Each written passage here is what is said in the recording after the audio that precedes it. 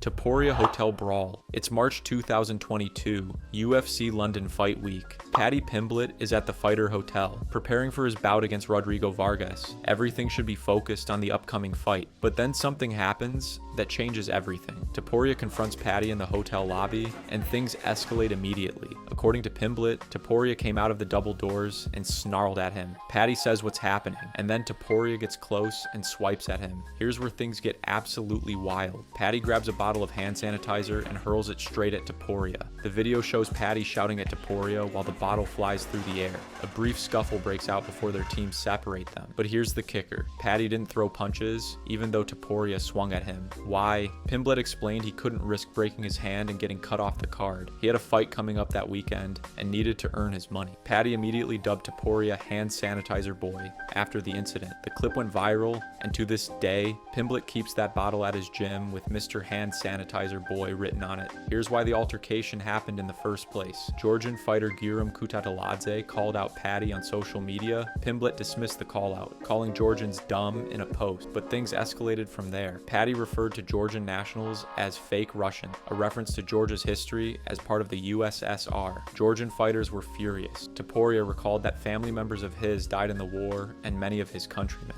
Pimblett deleted the tweets and apologized, but Georgian fighters weren't letting it slide, and that set the stage for what happened at that London hotel a year later.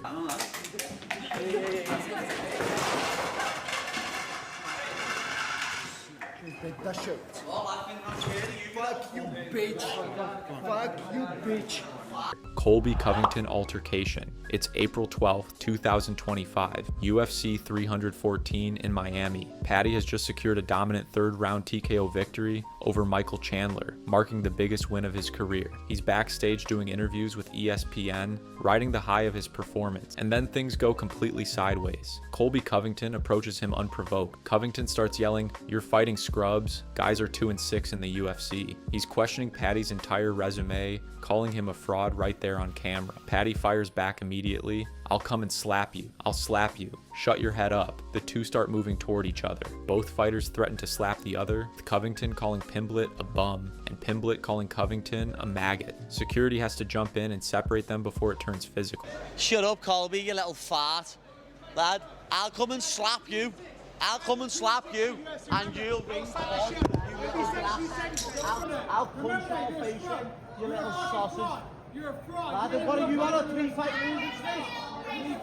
UFC debut almost ruined. It's a late August 2021. Paddy is scheduled to make his long-awaited UFC debut at UFC Vegas 36 against Luigi Vendramini on September 4th. The event was originally supposed to be in London, which would have been perfect for him, but plans changed, and now he needed to fly to Las Vegas. Here's where things go sideways. Paddy had gotten a caution when he was 19 for possession of cannabis. Now, a caution in England means it's not on your record anymore, and cannabis is legal in Las Vegas anyway. But US immigration doesn't care about any of that. When Paddy went to the US Embassy, the man behind the desk told him he was ineligible for a visa. Just like that. Years of preparation, turning down previous UFC offers, the perfect training camp, all about to be destroyed by an old cannabis caution from when he was a teenager. The UFC had to send off for a special waiver. And here's the thing, nobody knew if it would come back in time. Talk about stressful. Paddy said this was more stressful than getting ready for the fight itself. When he got home from London that Monday night, he sat in his house and cried for an hour thinking he wasn't going to fight. He'd had the best camp of his life, and it was all about to be for nothing. Luckily, the waiver came through in time. Paddy made it to Vegas and knocked out Vendramini in the first round, earning a performance of the night bonus.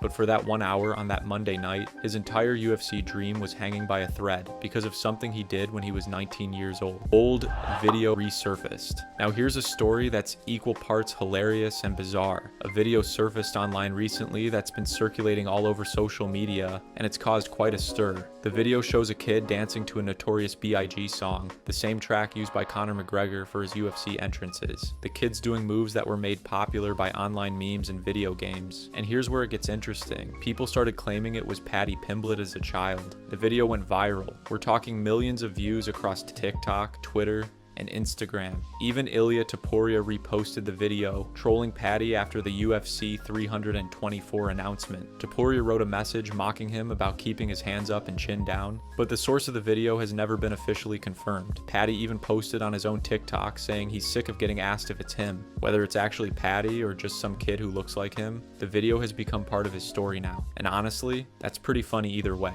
Weight gain. Between fights, Paddy doesn't just gain a little weight. We're talking massive transformations. Pimblett's weight ballooned from 155 pounds to 200 pounds after his win over Kazula Vargas. Think about that. He fights at 155 pounds, and then within weeks he's walking around at 200 pounds or more. After his UFC debut over Luigi Vendramini, Paddy admitted his weight went from 105 to almost 200, which he said is what happens when you go out and eat 3 main meals and 2 desserts every single night.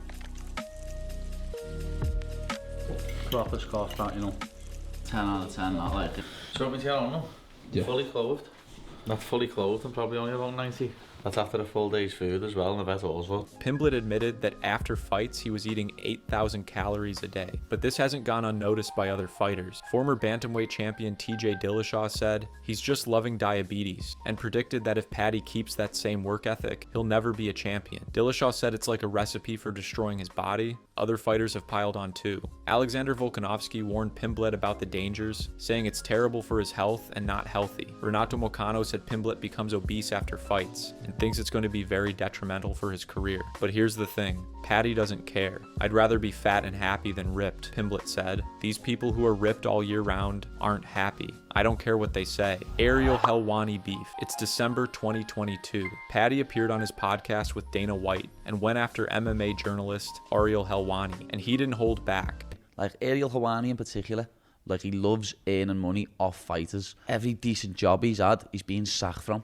You know what I mean? Like, and now he's just a biased content creator. Yeah. You know what I mean? 100%. And he hates on you, hates on the UFC, even hates on me now. Yeah. And it proper annoys me because he uses fighters for clicks, uses fighters to make money, and then tries to have the audacity to talk about the UFC and yourself, saying that they don't pay the fighters enough. Get your dough out, Ariel.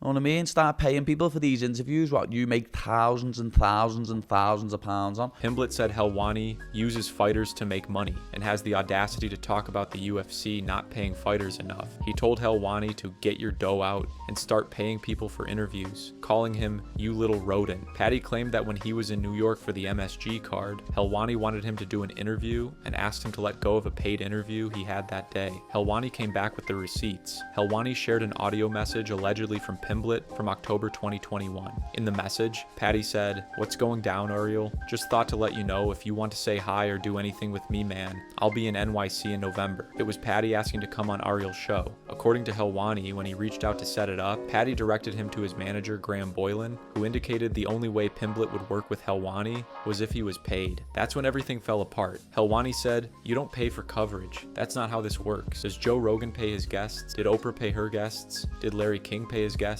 No, that's not how this works." If you guys liked the video, make sure to leave a like, comment, and subscribe. I'll see you in the next one.